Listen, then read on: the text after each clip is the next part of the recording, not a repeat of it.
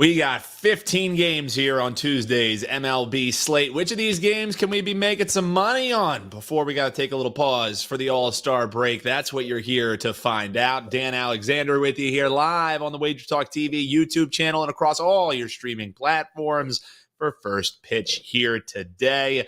I got two great guests joining me to break down this big slate with some marquee matchups like my Phillies taking on the Dodgers. That's right. Bryan, Leonard, and Eric Pauly joining me today. We're going to talk the Nats versus Mets, Arizona and Atlanta. We're going to talk some Texas and LA Angels, Colorado and Cincinnati, and of course hit on some other games here like that Phillies and Dodgers games and the questions you have for us across these social platforms and YouTube along the way. That's how we do it here. Shout out if you're joining us live. Make sure you hit that like button. You are subscribed, and if you're on those social platforms, make sure you hit that follow button. We would appreciate it. All right, Bryan, let's get right into it. We'll tell people also a little bit later, you got a 5% that you're excited about here tonight. So stay tuned. Bryan's going to let you know about a great deal to grab that. But this Nats and Mets game, I'm glad that we're doing this one right out of the gate because we get to eat our humble pie. We were saying this Mets line yesterday against the Pirates, we're getting plus money, bounce back spot. They get to potentially, lock up a solid series win there. And then they got rolled 8-2. So the plus money in that case was too good to be true. Now it's even more of a bounce back spot as they're going to take on this Nationals team. How are you looking to bet this one, Bryan? Yeah, that matchup yesterday, both starting pitchers pitched well. One bad pitch from the rookie for the Mets, costing 2 runs, and that was it there. But, today we're taking a look at this one, going back there, and I had this game circled. Jake Irvin's having a very good season with a 2.80 ERA, 1.00 whip, just a great season for him. His walk rate is in the 80th percentile, and his extension is in the 91st percentile. Two key numbers I take a look at. But he's only in the 23rd percentile on average exit velocity, 23rd percentile in hard hit rate, which means that when he does get hit, he gets hit hard, which is why the 2.8 ERA jumps to 3.6 if you take a look at his expected ERA. And when it comes to Quintana, after back-to-back years of ERAs under 3.6, he's taken a step back this season, and he's pitched better of late. I'll give him that. And we really like this matchup in this one. Is being an experienced lefty that throws 5 pitches, we expect him to keep the Washington bats silent. 2 of the bigger bats in Washington's lineup are lefties, and so that's a big advantage here. And when taking a look at WRC plus on the season versus Southpaws, Washington only comes in 28th with an 82. For those that don't follow WRC plus, 100 is league average. So they're 18% worse than league average and only better than the Cardinals and Marlins versus Southpaws. I think we're catching Jose Quintana here on the uptick, and we get to fade Jake Irvin a little bit here. And I think the Mets is a bargain at this price here. Quintana's got 2 starts this week, and they're against 2 bad hitting teams against lefties. I expect another win for the Mets here.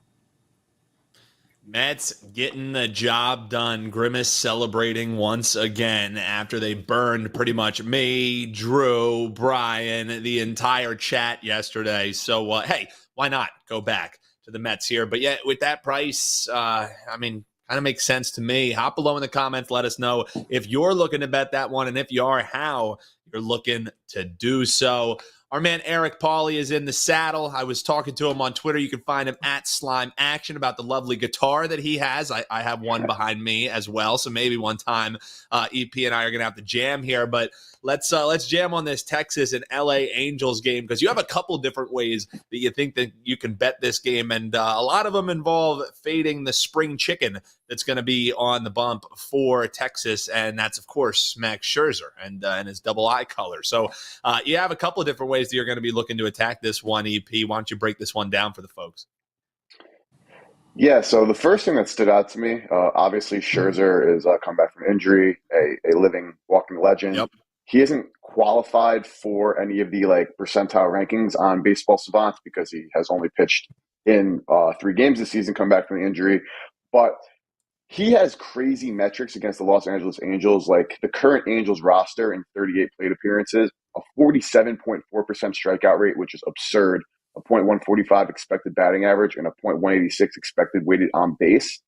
With that being said, I like Max Scherzer to, I don't want to say just Max Scherzer to struggle. I like overall this game to go over, and I think that obviously the Angels are going to have to contribute to that.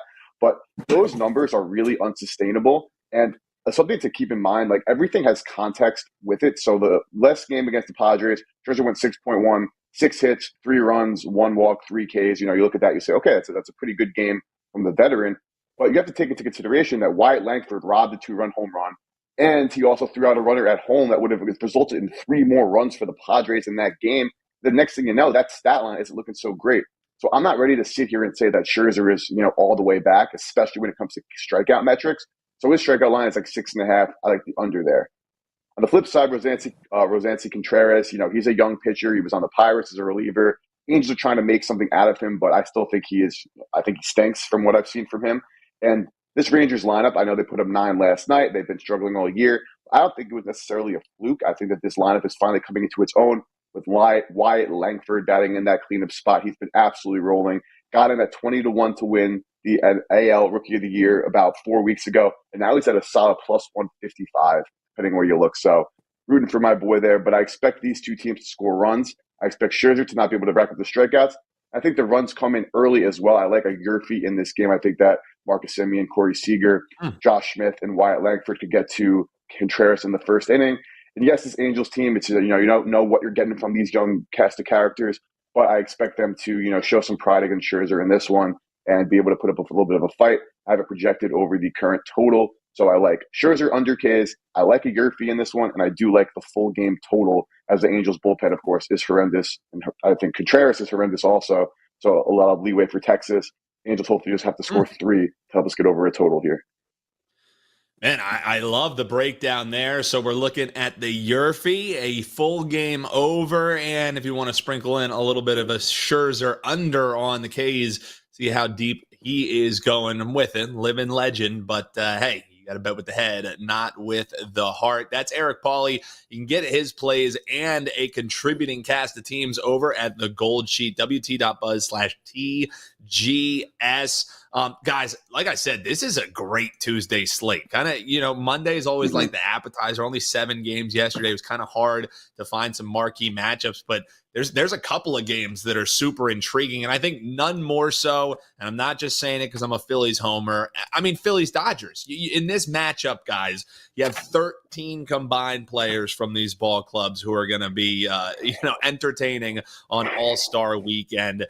And it's an all-star matchup even outside of the guys who didn't make the cut. Wheeler is going to be on the bump here for the game that many are going to be locked into tonight. 6:40 is the start time on the East Coast. We've already seen the money come here for the dog on a couple different notable books as the Dodgers are getting some plus money, and it's something that you don't see much of with regularity. But BP, I mean, Wheeler, he especially at home, Wheeler is a dealer, that is for sure. How do you see this game 1 shaking out? How do you see, is there a potential way to see how game 1 shakes out and have it extrapolate how you're going to bet this series? Or do you think this might just be a case of this series is early here or halfway through the season, not being able to quite live up to the hype of these are 2 division leaders, they're 2 contenders. This could be, the series preview for what we see in the postseason. What do you think about this series, of course? And of course, here in game 1 with Miller and Wheeler going, anything that you might be able to bet in this one?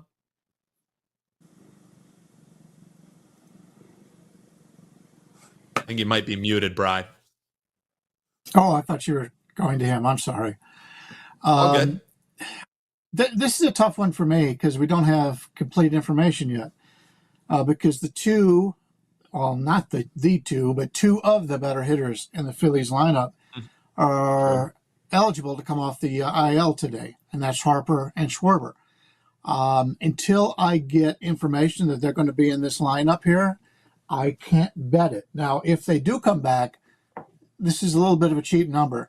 Miller's a guy I like for the Dodgers, but if you take a look at the Dodgers team, they're still missing Mookie Betts, which is one of the best hitters in baseball. And the back end of this Dodger lineup is starting to hit a little bit, but they're not hitting with much authority. They're getting guys that are getting on base, which you weren't doing at all earlier in the season. But the Dodgers are limited to only the first half of the lineup is really somebody you have to worry about. If we can get those two big bats for the Phillies back in here, we've got 7 guys for the Phillies that can knock it out of the park at any time. I prefer the Phillies here if we get them back, but until I see they're in the lineup, I can't bet them. But unfortunately, when we do see they're in the lineup, the line's probably going to move. So you got to be quick on the trigger in that regard. EP is the squarest play in the world. I know Wheeler on the bump, but with the hitting lineups that they have, is it just going over the key number of 9? But Bryan kind of touched upon it as well, is if you just look at the names in this matchup, oh my God, Citizens Bank Park, not really much weather to speak of. You got to go over in this one. But as Bryan kind of mentioned, it's not like the Dodgers bats have been all screaming, all signs up. So any thoughts on this one? Side total, any props that stand out to you in this one, EP? So I completely agree with Bryan of his analysis when, of course, if you have, Schwarber and Harper coming back, this is a completely different Phillies lineup. This Dodgers lineup is disgusting when they are, without Mookie Betts, the bottom of it is disgusting. Not they're filthy good. They're just ugly. But the actual meaning is disgusting. Yeah. But Bobby Miller is a guy that I don't want to quit, and maybe I'm just dumb for not wanting to quit him, potentially because I just think he's a stud, and maybe he's proven to me so far this season that he's not been a stud. Yes, he's dealt with injuries, but I think that maybe an under could be a look if these two big bats do not come back for the Phillies, because of course Wheeler, you expect him to come out and pitch well at home. He's one of the best pitchers in the National League. But Bobby Miller, he is a guy who, again, I'm just not able to quit. The Phillies strikeout metrics with this current lineup over the last 14 days is just not really great against right-handed pitching. And Bobby Miller's a guy, he let off the season with an 11 strikeout game before it kind of imploded in front of him, and then some injuries, and he hasn't really regained any form since coming back off the IL. But this is something that I'm personally sitting out. You would think that you kind of want to maybe take the Dodgers at a plus price, because how often are the Dodgers going to be a plus price this season? End of the day, probably only a handful of times. I've only seen it 1 or 2 times so far this year. But I would expect that if Bobby Miller is able to, pitch anywhere near his potential, the kid's only 25 years old, and of course with Wheeler on the other end and this Phillies lineup not having, 2 of their key cogs in it, that we could be actually looking at an under here. And a Bobby Miller strikeout prop would also be interesting, as well as the Phillies K numbers, not just strikeout rate, but also swinging strike and chase rate are up. Not like Miller forces a bunch of those things so far this season, but we have seen potential flashes of Bobby Miller being a very good big league pitcher. And if there's any time for him to show that he, has that kind of stuff, today in a major matchup in what should certainly be a playoff preview early right now in July. Yeah, and both teams coming off a loss. In the case of the Phillies, they're coming off of 2 losses here. So, yeah, it's really which team is going to be primed here to bounce back. For what it's worth, if you play much into the weather when you're looking to bet totals, when you're looking to bet games, when you're looking to bet props, everybody that I know of my friends back east have been bitching about how hot it has been. And it also looks like we're going to have some winds out to center in this one. So, at least worth mentioning there that you got a hot ballpark with winds blowing out, but you got 2 pitchers who, hey, they're looking to pitch around contact as it is. So what Miller, Wheeler, hop below in the comments. Let us know how you're looking to bet that one. Shout out to the chat over on YouTube. Richard Lockhart, Jason Bumgardner. We got Eric D, Tyler in the house, Habe Cash. We appreciate all of you. Make sure, I know that you guys have hit that subscribe button already, but if you're just seeing us for the first time, hitting that subscribe button, get you info that you need around the clock. We have daily game videos going. WagerTalk today is just 45 minutes away here, and that's right, football is right around the corner. If you love yourself some Kelly in Vegas as well, you're going to want to stay tuned. She's joining Teddy Covers in the host seat for Prez. So not only do we not have to listen to Prez, we get Kelly. I mean, come on, folks. That's more reasons than ever to stick around here. Guys, since we're talking about 2 teams who are coming off of losses that's kind of been atypical, how about this Yankees ball club? Yankees taking on the Rays here. That's just a team, again, that you think of how the year started for them. they really haven't been able to find much footing. It's been up, it's been down, and if you ask anyone, it's definitely been underwhelming to say the least. I mean, sure, the Rays are in search of finding, a little bit more footing too, but they're the Tampa Bay Rays. They're not the New York Yankees. EP, I'll throw it back to you on this one. We'll get Bry's thoughts as well. And also, Eric's going to break down some thoughts on a new market being offered over there on the Blue Book that he has some thoughts on some pitchers and some Dinger Tuesday promos as well. But first, hey, any dingers coming in this one? Yankees and Rays, how do you see this one shaking out, EP? I haven't dove into potential hitters in this one yet, but I do like the Tampa Bay Rays to beat the New York Yankees. Similarly to the Los Angeles Dodgers we were just mentioning, like I was at Yankee Stadium on Sunday for that Red Sox game. I'm looking at the big board where they have all the stats of the Yankees lineup. And after Aaron Judge in the 3-hole, their lineup is laughable. Like, it's actually disgustingly horrible. Like, they're just so bad, the players that they're stacking. You have Trent Grisham, a guy who stands there with his bat on his shoulder getting meaningful at-bats for you in a game. Like, it's not a secret why the New York Yankees are not performing well.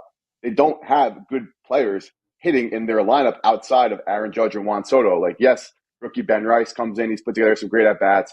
After his 3-home run game, he's striking out 3 times because, he's a rookie and that's part of this beautiful game that we love. But the Rays' metrics against left-handed pitching is something that they struggled with to begin the season or were very good with last season. So the fact that now that they're doing better against lefties, it's just general regression that happens in baseball. And Ryan Pepio, the pitcher for the Rays, is one of my guys, one of these young studs that I have been tuned into for the last, 18 months at this point. He was on the Dodgers, came over to the Rays in that Glass-Now deal.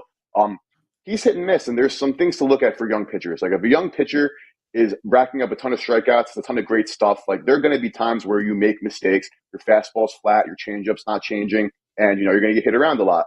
When you're on the ball, he is one of the best pitchers in stuff plus in the majors. He's a kid who has a ton of potential. The Yankees lineup, again, is just not a threatening type of lineup, and they're just overall obviously playing absolutely poorly, as we've seen. Rodon is a guy who has definitely made some very good starts this year, but is nowhere near the level that the Yankees would like him to be at. Again, the Rays have done better against left-handed pitching so far. And again, Pepio is one of my guys whatsoever. So I think that the Rays are going to be able to squeak one out against the Yankees. Yes, their bullpen has been horrible, the Rays, but they've actually been better over the last 3-4 weeks at this point, while the Yankees, complete opposite. Their bullpen was one of the better in baseball to start the year, and now they're one of the worst in baseball. And you can't score runs, you can't win games. Probably going to sit around this total of 8. I think the Rays come out and win this baseball game. Rays coming out and winning the game, says our man EP. It's funny, I say that almost incredulously, but it's not like it's all that crazy. Both teams coming off of a sweep. Bryan, we have here in the chat, we got RU Zen. Keep fading the Yankees until further notice. You agree with our man Zen there? I mean, the thing about the Yankees is when they actually find a way to get the win in their last 3 wins, they do it in resounding fashion. 14-4, the last win that they had, that was in the middle game against Boston. 8-1 the game in the 4-game set finale against Toronto. 16-5 the other one. So, like, when they win, it's because the bats come alive. You know what I'm saying? So I'm wondering for you, could you see that potentially happening here today against Pepio, or how do you see this one shaking out? I'm in agreement with Eric. And by the way, great to do a show with you, Eric. We had the chance to meet at Bet Bash out here in Las Vegas last year. First time I ever met Eric. And this may be the first show we've done together. So it's a pleasure to work with you. And I agree with you on this game. I'm looking to play Pepio in the Rays also. I have both these pitchers rated similarly, but Pepio doesn't give up quite the hard hit rate that Rodon does, 43.2%. And the key to this game to me is the bullpen. And Tampa's bullpen has not been great this year, but they've always had a good bullpen. And they just have the guys that they can mix and match all season long, and they're starting to come together in that regard. And as was mentioned, the Yankees bullpen, especially the back of the bullpen, has really struggled as of late. And I've been saying the same thing about the Yankees offense all season long. Verdugo was hitting very well earlier in the season. But if you take a look at a lot of the guys they have, it's either guys that have been brought up from the minors too early, or veteran guys that have been passed around like your Trent Grisham, your J.D. Davis. This is not your Yankees offense that your older brothers and your parents have seen. This is a different team in which everybody just pitches around Judge and Soto, and they're able to have success. And that's something that Tampa Bay will do here. Tampa Bay doesn't have the bats that the Yankees did in the past, but they've got guys who can run. And we've seen a lot of that lately, is teams are getting on base and stealing, and those are the teams that are having success. I like Tampa here. To have them as an underdog here, to me, is a little bit ridiculous. The Yankees should not be favored in this matchup. Yeah, and that's the pinstripe tax that we've talked about here on the show. There's the thoughts. A lot of Rays love here from our experts. Hop below in the comments. Let us know if you're seeing that the same way. I know G Hurt does. He says, I think there's at least 3 people in this chat that could double off Rodon right now. So G Hurt thinking they could even stack up some runs against this Yankees side. While you're hanging out with us, folks, want to let you know too. We mentioned at the top, Bryan's got a 5% here rocking tonight. And sure, if you want, you can go over there and grab that play. I wouldn't blame you riding with a hot handicapper like our man Bryan, who sees it on the diamond year after year. But why grab that one play? If you thought that 7-for-7 deal that we were rocking with for the 4th of July was great, we got such a terrific response. People asking, hey, can you extend this? We upped the ante. $7 a day for 30 days. That's right, 30-day all access. And want to mention with the All-Star break coming up, if you grab it here today and you're like, well, I just locked in 30 days and I'm not getting any plays through the All-Star break, don't worry. Any days at the capper that you choose, if they pass on that day, it's rolling over. So you're going to get 30 net days. You're not going to be missing out. If your handicapper passes, don't worry. You're going to get that tacked in on the back end once all the sports are back and rolling. Get 30 days of all action. Get you through the dog days of summer. Highly suggest doing that. And the cat agrees with the deal. The running thing in the chat is when we hear the cat when Bryan Leonard is on, it means it is a nuclear whale goat play. And obviously that deal is a nuclear whale goat play there for you. So go on over, check that out. WagerTalk.com, WT.buzz/deals, a quick way to get there. EP, I got to mention how you had a new market that you wanted to talk about, and it's a daily K leader, daily strikeout leader. That's over there. A lot of folks here, we're talking about DraftKings, FanDuel, Caesars, all of these regulated books. So a lot of folks have them. And it's over at FanDuel that you have some potential guys that you might be eyeing to get strikeouts in bunches here today. We'll get back to some of these games here in the chat, but tell us about the new market and how you maybe would look to attack it here on a Tuesday. Yeah, I'll keep it relatively short and sweet. This market's been around since last season, but they don't always offer it on full slates. But today is the day where FanDuel offers the daily strikeout leader with dead heat rules, meaning that if 2 pitchers or even 3 have the same amount of strikeouts, which is literally whichever starting pitcher has the most strikeouts for that day, you win. And there are great value in this market, and there are a couple of pitchers I am eyeing. So I'm just going to do a quick run through of the board and give you guys 1 or 2 guys, even some long shots that I do like. And we're talking long shots like 26-1, because of course this is a tough thing to do. Got Chris Sale up top. Obviously doesn't really need an introduction, but that D-backs lineup does do very well against left-handed pitching. Nick Lodolo, 7-1 second. We saw what Andrew Abbott did to the Rockies, and Lodolo has better strikeout metrics across the board, so my eye would be on Lodolo. Rodon is tied at 7-1, X him out. Wheeler, 7.5-1 against that Dodgers lineup that has seen him well, so I wouldn't be betting Wheeler. But Zach Gallen, 8.5-1 against this Braves offense that if you look at their numbers from strikeout rates and their swinging strike and chase rates against right-handed pitching, yes, Gallen hasn't been this strikeout kind of dominant guy as we saw. I mean, even last year when he had a great season, he wasn't even really racking up the Ks too much. So I would pass on Gallen. But Shada Imanaga, 13-1 against the Orioles. That's a good look with the Orioles not hitting well against lefties. But Bailey Ober, 13-1 against the White Sox. Ober has such good strikeout metrics. Now, the White Sox aren't a true rollover and dive strikeout team all the time, but I would look at Ober 13-1 as well. I'm going to skip a couple of guys and go to one of my sleepers on this board, and that would be if you really want to take a look at something that, again, he's only maxed out at 8Ks, but based on this board, I think 8 or 9 could get you there. Ronel Blanco, 26-1 at home against the Miami Marlins. His thing is, he throws a lot of balls, so he, does walk a lot of batters. But the Marlins are one of the highest swing rate teams and the highest chase rate teams in all of baseball. And Blanco has shown his ability to rack up 8 Ks and pitch deep into ball games as well. So if you want a real flyer, 26-1 on Ronel Blanco. But it's a very fun market. Again, you have some guys like Chris Sale's only 4.5-1 as the chalk, and it's understandably so. But I've had times, last year I hit like a 42-1 in this market. Shout out to Reed Detmers, a guy who stinks now. But always a fun thing to look at this board. And some guys I like, again, Lodolo 7-1, Ober 13-1, and you want to get a little bit crazy, Ronel Blanco 26-1. Love those looks there. Folks love betting those nice long shot props. That's Eric Pauly. Slime Action is where you can find him on X, and you can find him over at WagerTalk, WT.buzz/TGS. Grab some all access for that heading on into football season. One of the best resources to start your capping every single week with plays, analysis, player stats. It's a great way to get ready to go for the week, whether you're betting baseball or football. Definitely check out the Gold Sheet. .com. We got baby doll Naomi over on TikTok. She was asking, hey, can you talk about a potential nerfy in the Kansas City Royals and St. Louis Cards game? I think you could be talking about a no run all day in that one, because what I'm tracking looks like we're going to get a postponed game there. So I would hate to do a full breakdown on that game, on a game that folks just have to scroll past. Looks like rain pretty much in that area through the evening, through past like 10 p.m. tonight. So I would bet the no run at all, because I don't think the game's going to happen in Kansas City, visiting the St. Louis Cards there. Bryan, let's talk some best bets before we circle on back here to the chat.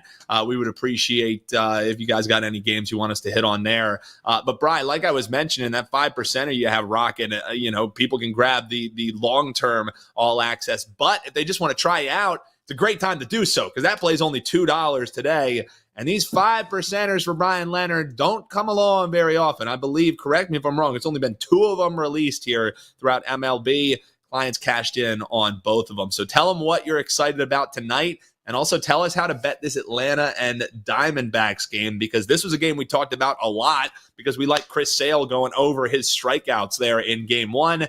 Then the deck got shuffled, and then everything we talked about became a moot point. Chris Sale's going today, and it's going to be against Zach Gallen. So best bet, and tell folks why you're so pumped up about this 5%er they can grab for just $2 tonight over at your page. Yeah, we're just on a tremendous run, number 1 in baseball the last 30 days, last 60 days since May 1st. It's been a great run. We had one play yesterday, Detroit Tigers, nice underdog against Cleveland. I really like this card today. I've got 6 plays overall. So if you're looking to buy the monthly package, that's the way to do it. And I'm not going to have any plays over the All-Star break. I'm not a guy who's going to handicap a home run derby or anything like that. So you're going to get 3 days added on to that at the end. So you're going to get a really good deal. I love the 5% play today. It's something that I had circled. And the line is even better than what I thought it was going to be. So I love that play. In fact, I love today's card. I do want to mention there's 4 games that rain could affect. The games in Detroit, Cincinnati, St. Louis, and in Chicago for the White Sox, all are expected to get pretty good rain today. So don't go betting any grand slams or whatever they call those things, where you get the runs for the entire league, because you don't know how long the games are going to go or whatever. But you talked about the game yesterday. I was all set to play Atlanta yesterday. I liked the matchup going against the Arizona pitcher, but now, after they got the change, I prefer the Arizona side. Chris Sale was supposed to pitch yesterday, but was pushed back to today. The reason being that his next start will be on Sunday, so he won't have to pitch into the All-Star game. That's all fine and good, considering he's basically reached his innings limit from last year. It's something to keep an eye on. It's also something that Atlanta's going to look at the rest of the year. He may be cruising, and they may take him out early. And as my counterpart there was talking about for strikeouts, that could be something to keep Sale from only pitching 6 innings as opposed to going 7 or 8 in the game. So keep that in mind for the rest of the season.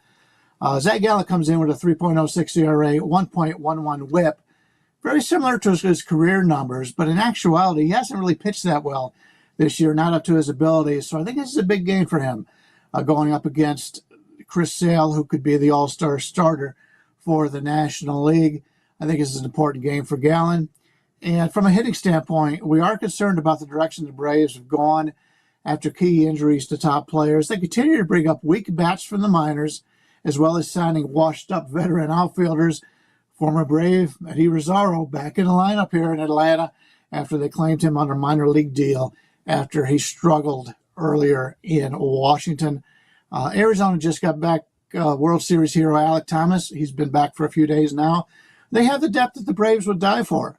This Diamondbacks team has a 119 WRC plus versus lefties, which is fifth in the league.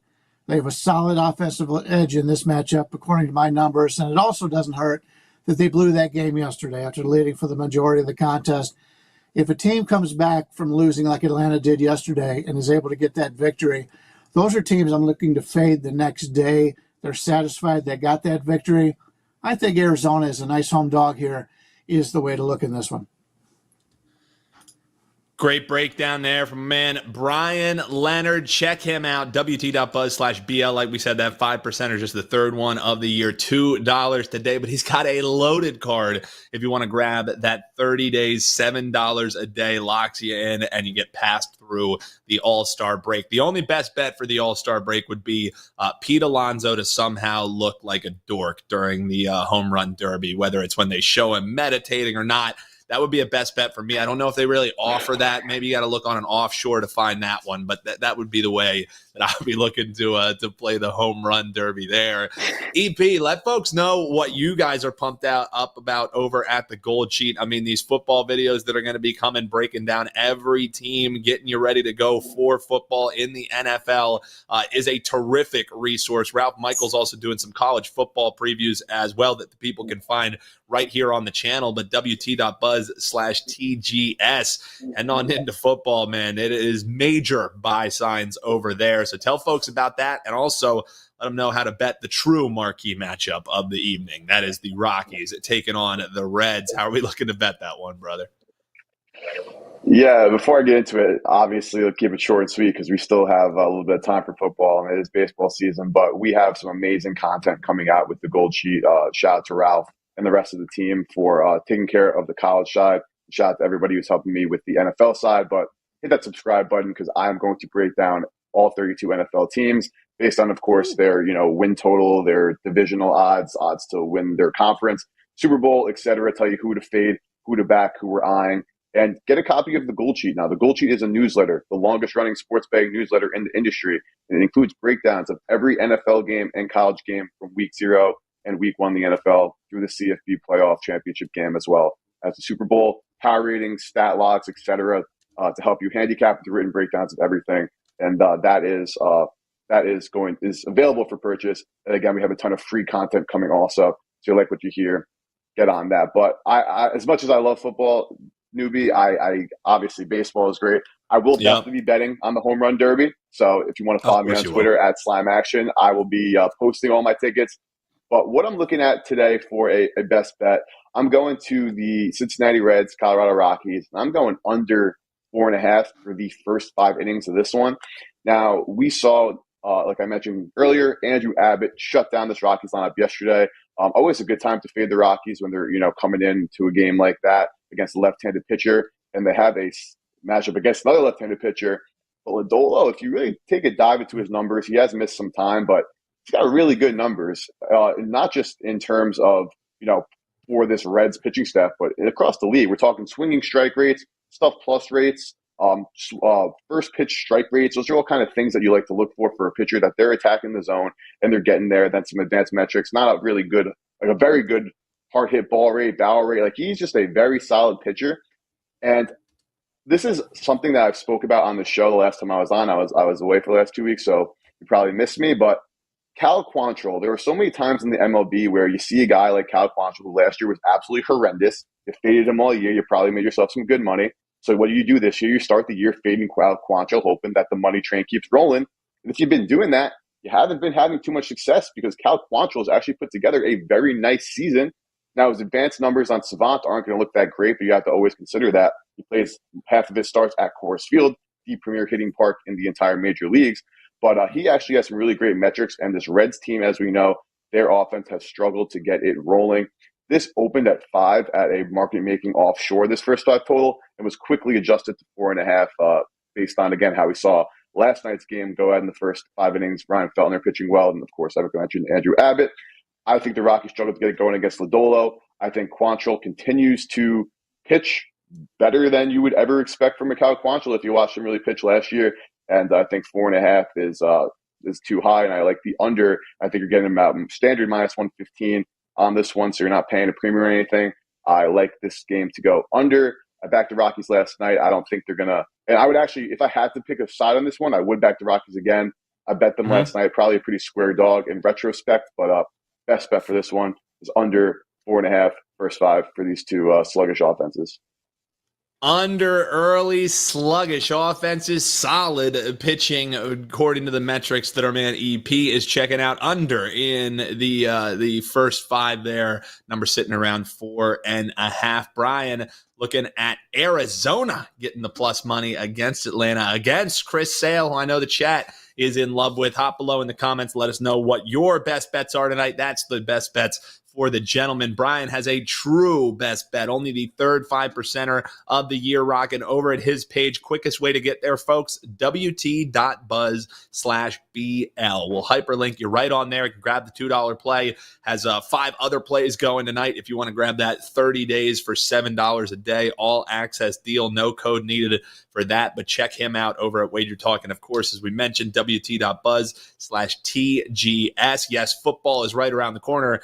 Cash in with baseball with one of the best cappers to do it, and our man Eric Pauly. We appreciate you tuning in here. Tuesday edition rolling to a close. Still got plenty of shows left coming your way the rest of the week before that All-Star break. And like EP said, he'll take care of you through the All-Star break over at Slime Action with some props and plays over there. If you like the content, hit that like button. If you like it enough, hit that subscribe button and that little bell, and you'll never miss when we go live. We'll be going live in under 30 minutes here. Kelly Stewart, Teddy Covers, Wager Talk today. Bryan Leonard going to be playing a doubleheader. He's on Wager Talk today alongside the co-founder of Wager Talk, Marco D'Angelo. So stick around for that. We'll be back locked and loaded right here, 11 a.m. Eastern on the East Coast. On the West Coast, getting up with us 8 a.m., getting you some baseball winners. We'll see you then. Best of luck till then, everyone. Have a great day.